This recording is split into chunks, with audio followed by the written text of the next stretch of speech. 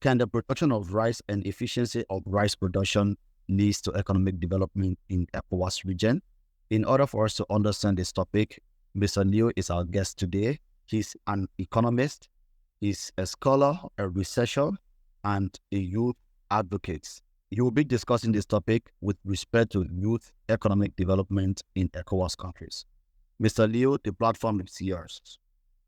Yeah, thank you so much, Haidara, for the opportunity of you inviting me for this special interview to discuss my research article on productivity and efficiency of rice production, a study of West African country.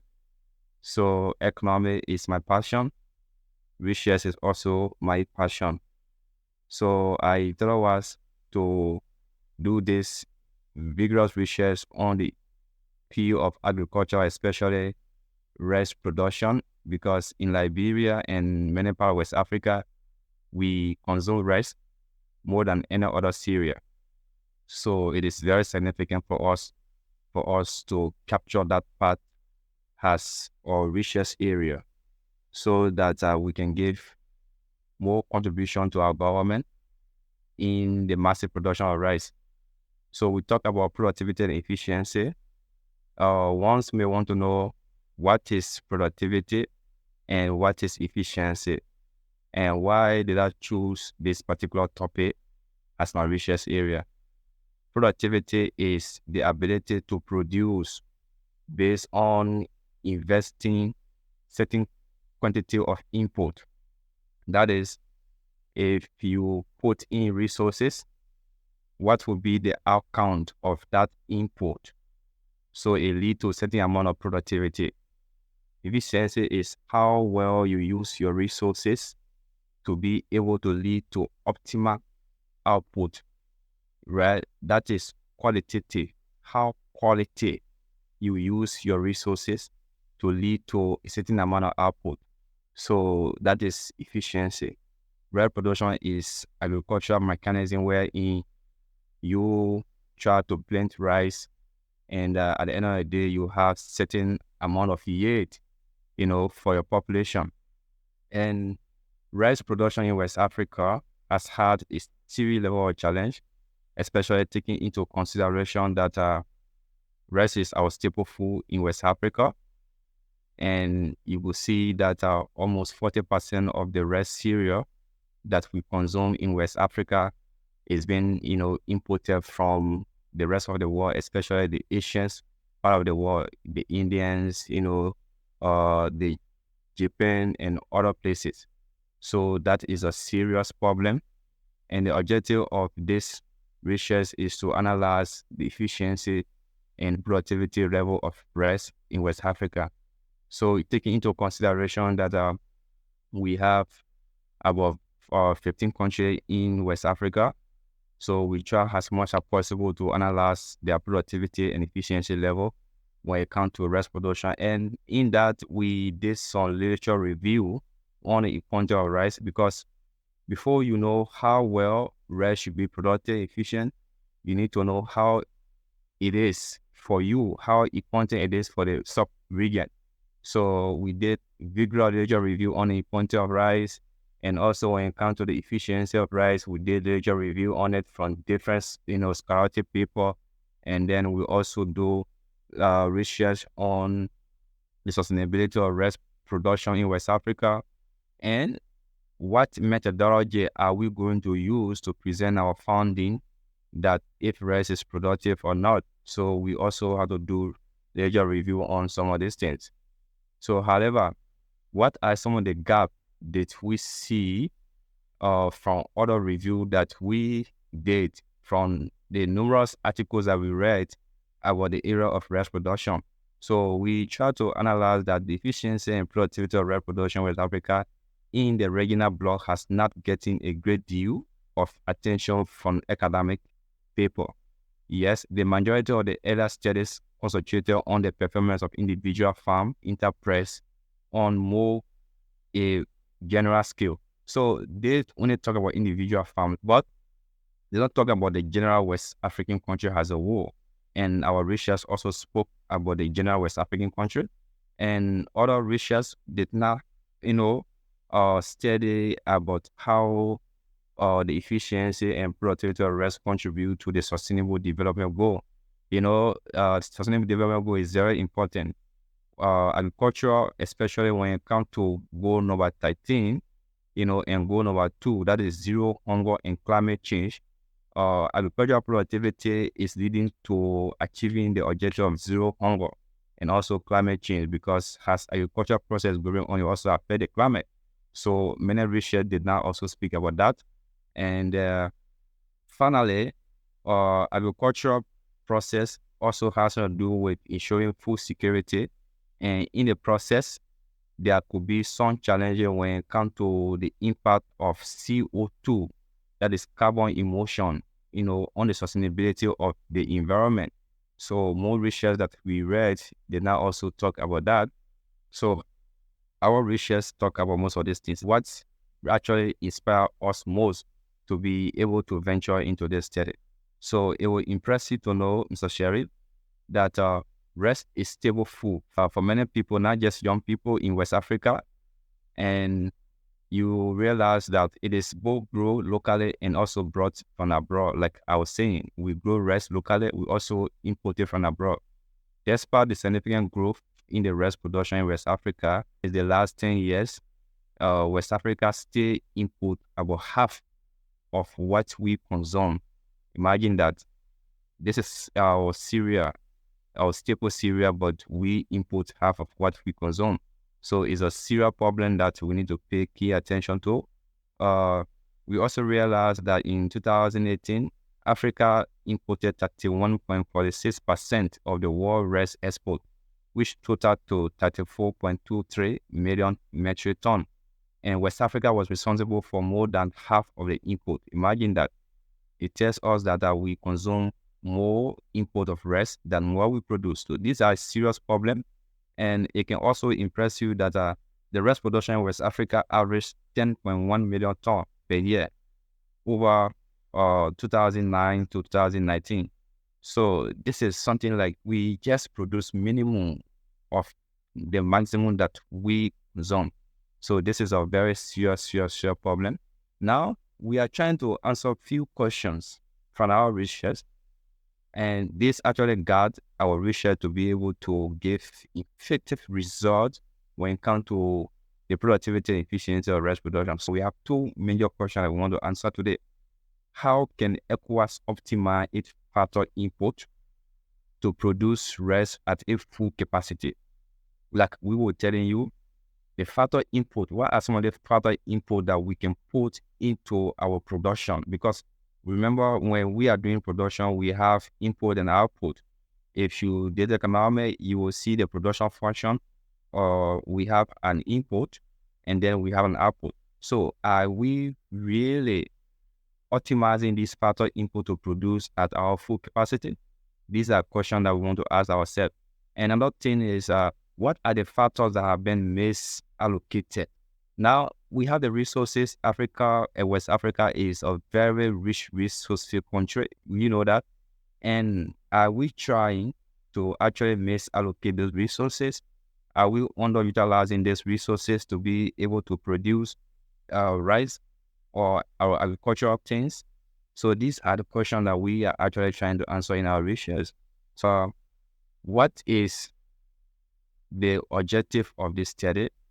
Now, the objective of this study is to evaluate the efficiency level and the productivity level of rice, like we said, and also what are the determinants of rice production in West Africa. The determinant is what does the rice production depends on? What are the indicators? What can determine that yes, the production is efficient or it is productive? Now, we using output and input analysis here. So what are the output? The output is rice production, and what are the inputs? The input is harvested area, because before you produce any agricultural cereal or any output or any commodity of agriculture, you have to know the harvested area where, because that is directly talking about land. You must have a land. Then you should also have a number of agricultural worker, that is labor. Remember, agriculture absorb more worker, more worker, because this is where majority of people depends on when it comes to, especially sustainability of their life in a developing country like West Africa. So we use this as an input. We also use fertilizer, definitely agriculture, we also need fertilizer. And then we will also need energy, which has something to do with the electricity. If you want to produce at a mass, production level, you need energy, because what do we need energy for? You use some of the machine and equipment and they consume energy. So definitely these are the determinant that we use to know whether rice is productive or it is not productive. In the case of West African studies, you do research, you need to define what methodology that you use to be able to arrive at certain results, right? So we, in our research, after series of vigorous analysis and literature review, we use DEA. DEA is data development analysis, and it is a non-parametric method that is used to evaluate the decision-making unit. And what are the decision-making unit? To our own research is the various countries within West Africa. So these are the countries we are making decision on. And we are trying to compare large input and output. Now, this DEA is also used for other sectors like banking. If you want to analyze maybe in 5, 10, 11 banks, which of the bank is more efficient, which of the bank is more productive, you can use DEA. So other setup based on, the research objective that you are doing. So this is very effective for us. We're able to use DEA to be able to analyze what are some of the things that we are using here and what are the results that we get from DEA analysis. Now, the DEA analysis have two branches. We have the DEA CCR. The DEA CCR, it has an assumption. The assumption is that all the countries we're trying to analyze, they are homogeneous. That is, they have the same resources, they have the same opportunity, they have the same government factor, they have most of what's in common, right?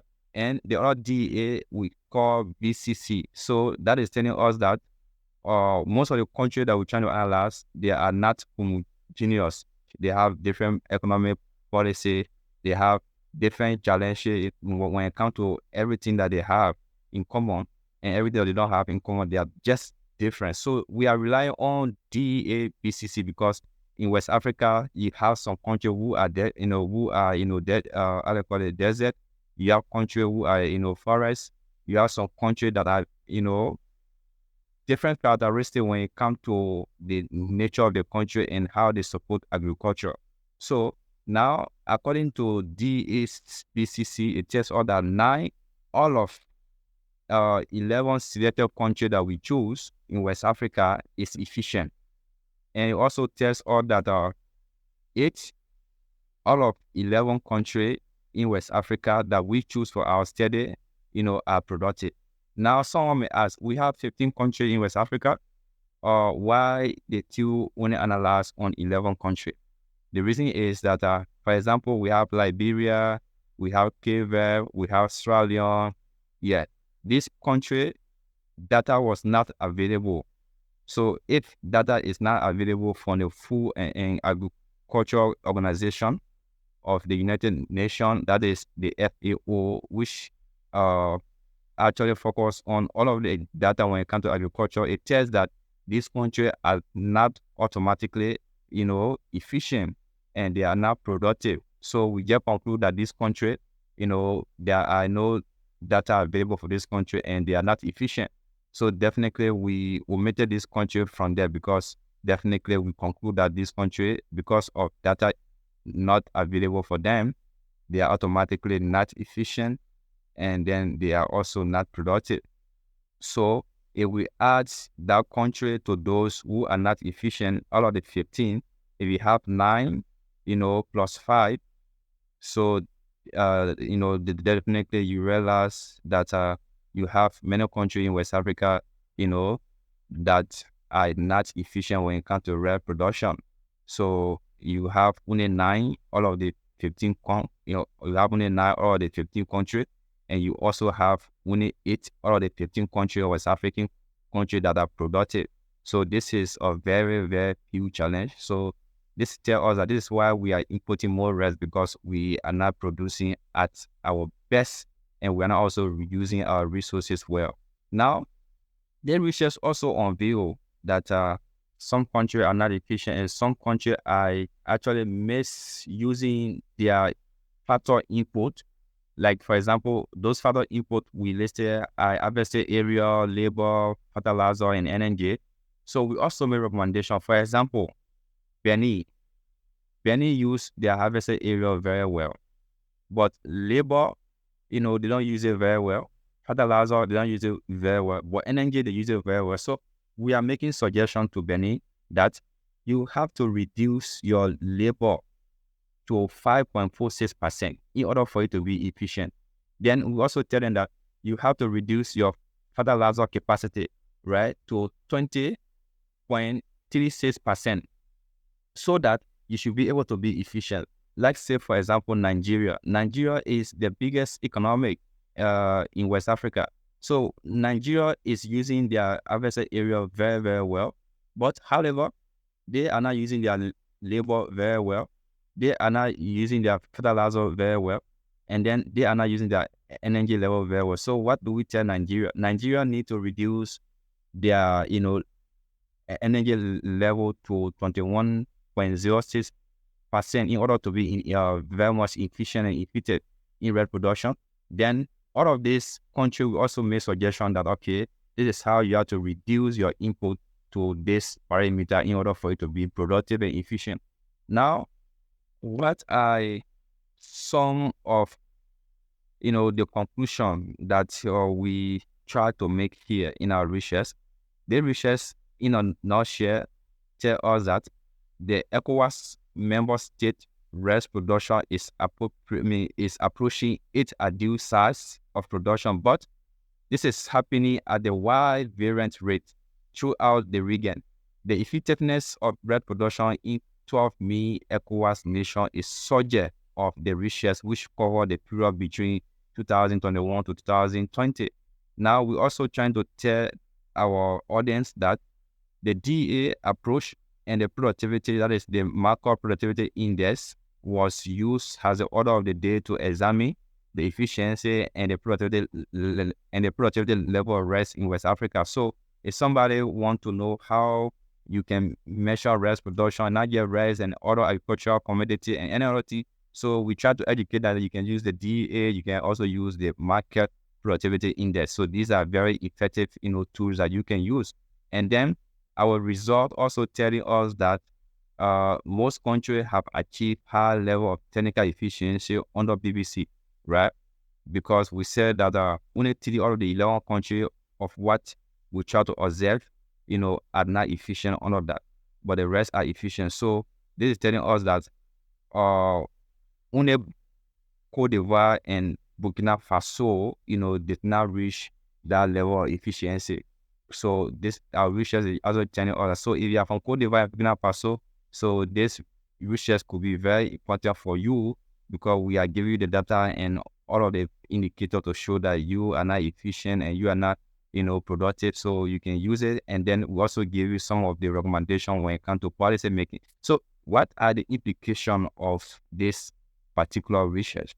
Because in every research that you do, you have to give some policy implication and implication of research. So before you go to the implication, I'd like to ask you, how does this production leads to economic development, especially with the participation of the young people? Because I understand that young people constitute about 64% of the total population in West Africa, and when the African youth as well, but some statistical indicators have indicated that the African youth will be about 60% of the global youth population by the year 2030. So considering all of these growing number of young people between the age of 15 to 25 and from 25 to 30, so how do you think this production of rice leads to their economic participation? How can productivity and efficiency of rice production in West Africa lead to youth development and creating opportunity for young people? Uh, there are so many, opportunity. There are so many contributions that the research can lead to when it comes to youth development, but we try to, break them down into three major opportunity it creates for young people. One, we talk about employment opportunities. So let's take for example, if the efficiency improve in rice production, they can lead to increase in agricultural productivity and profitability. That is because you are using your resources well, and then you are becoming more productive. And as long as you're becoming more productive, then you try to gain more profit, right? Profit from what you are producing. So, however, this can also create job opportunity for young people, right? In farming, processing, and when it comes to relating to industry. For example, if I'm productive in rice production, how can I do that? I'm going to adopt entrepreneur skill. That is, I will try to be able to package this rice into a very unique brand and be able to sell this rice to the Liberian market and industry. So in a process of being an entrepreneur, you need factor of production, that is labor, definitely. And young people will be the one that will be needed to be employed in some of those factory, industry, and farm. So because we are productive and it lead to employment opportunity for young people. So you should analyze that when rice is productive, when efficient, then it will lead to, opportunity for young people to work. And when young people are working, then definitely they will be able to be self-sufficient. And then it also leads to skill development, right? So taking into consideration that agriculture is now trying to shift from traditional to modern. Now, people are now trying to use modern equipment to be able to produce massively, right? So the adoption of modern agricultural techniques, you need young people to be able to learn these modern agricultural techniques so that they can produce, massively. So, and then technology. Yeah, nowadays we have artificial intelligence, we have, AI, we have automation. So people are using this technology in their farm, and young people are the ones who have a very fresh mind to be able to learn this technology, and they will be empowered, has highlighted in our in our study. So now, this can actually provide a sustainable practices, and then management, and also using technology and innovation when it comes to producing agricultural product and rest. So, and then this process, the young people skill is going to develop, and then from there, you are not just empowering them, Mr. Sherry, you are also trying to develop their skill, and that is a outcome of productivity, efficiency, right? Then we also talk about economic empowerment, right? So let's say, for example, by enhancing the efficiency and productivity of rice production in West Africa, right? So you are going to support the empowerment of young people. So how does this happen? This is going to increase their income. Yes, of course. And this also going to enable them, because when their income increase, some of them will say, okay, I want to go to school, because taking into consideration education is not free. The income that they are getting, they're going to invest in education to be able to build their capacity, right? And not just that, they are also going to start their own businesses, of course, because they are now working, their income increase when agricultural sector, and then they're trying to now move from agricultural sector to go to industrial sector. So that's how economy is changing. The economy is dynamic. It transfers from one sector to another. So the young people going to contribute, immensely when it comes to the economic development, not just their community, but also the country at large. So these are the major areas that I think that when the level of productivity of rice increase, when the level of efficiency of reproduction increase, it will lead to employment opportunity, it lead to skill development, and also it lead to economic empowerment of young people. Okay, I want to ask you another question again. That is, ECOWAS has regional bloc, and the members within ECOWAS region, they speak with one voice in terms of international accord, and they have the assembly, they have the parliament, and they have the court of justice, which enforced ECOWAS law. But I'd like to understand why mechanism can ECOWAS put in place in order to ensure that members implement the ECOWAS youth policy, because ECOWAS have made some other youth policy that needs to youth economic development.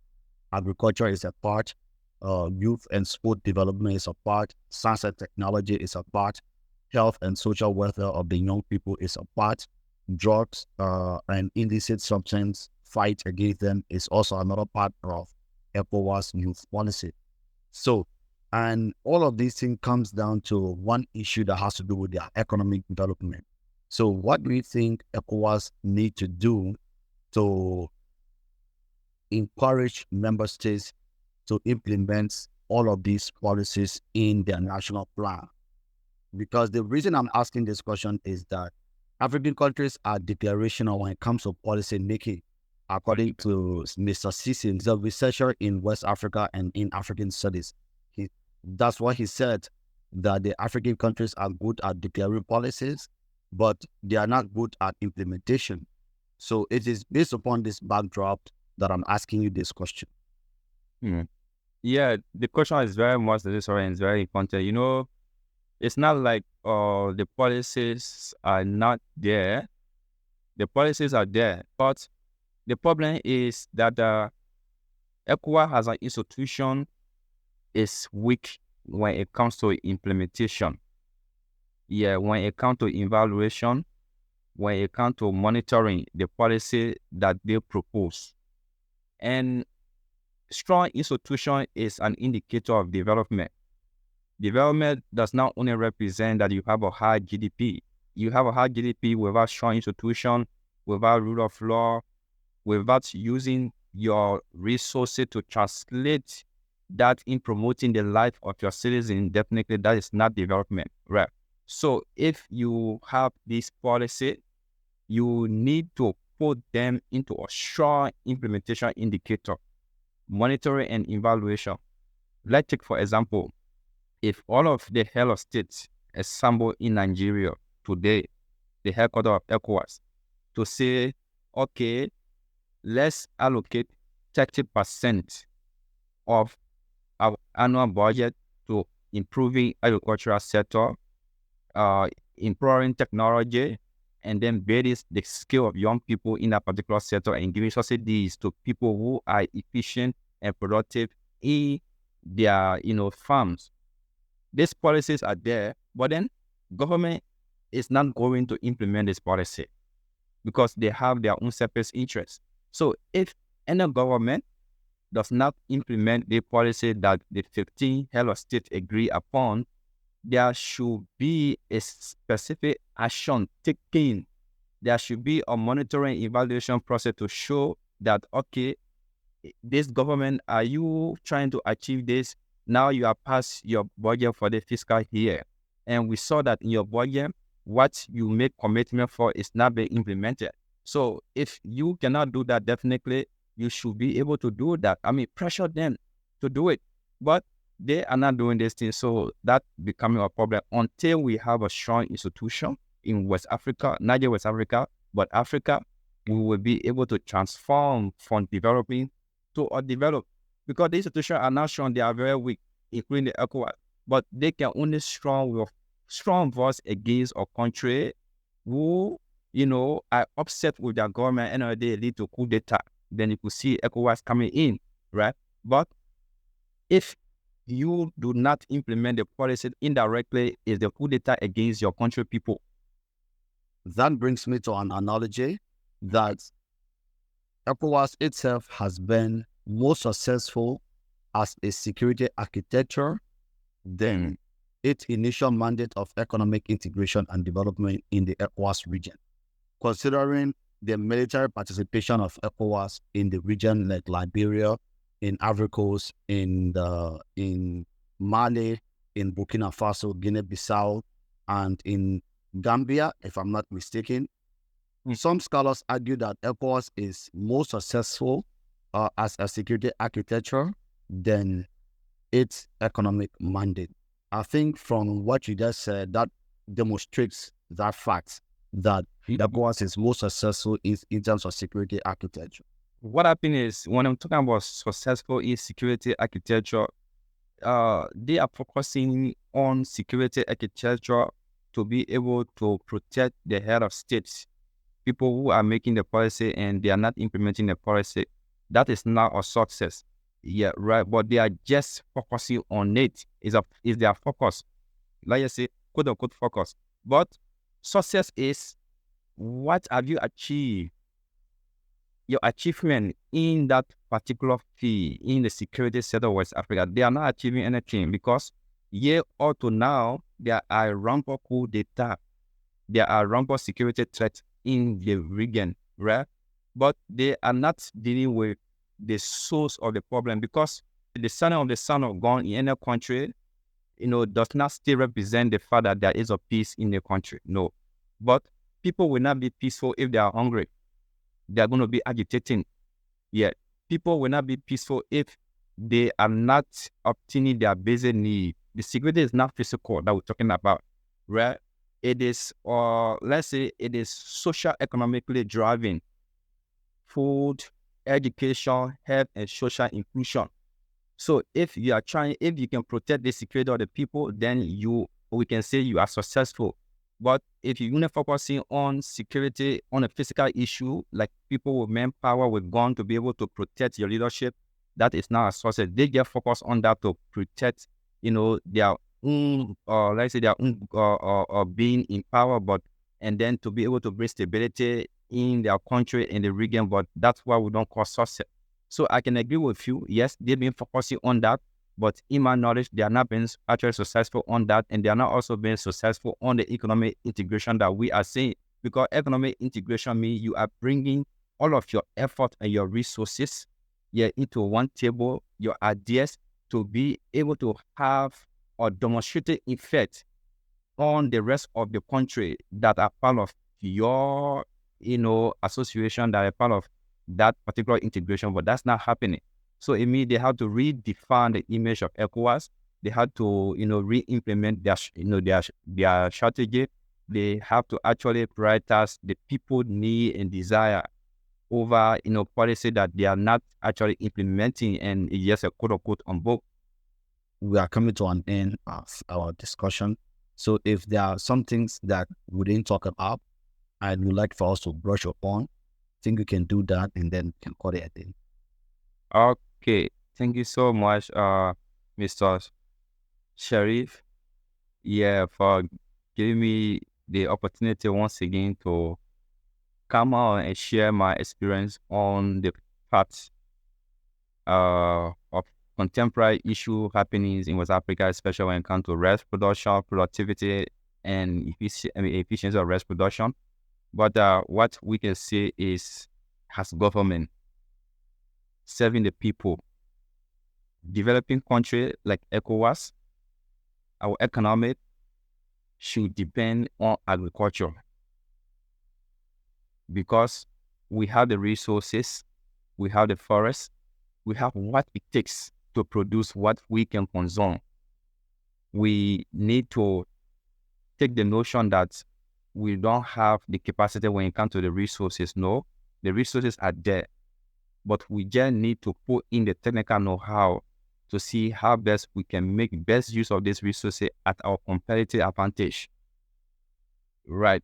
Because taking into consideration that if a young man in any ECOWAS country that's making 150 to 200 income per month, when food is expensive, they're going to use huge proportion of their income into food. At the end of the day, the rest are going to be safe, going to be very infinitesimal to cater to the need of their family.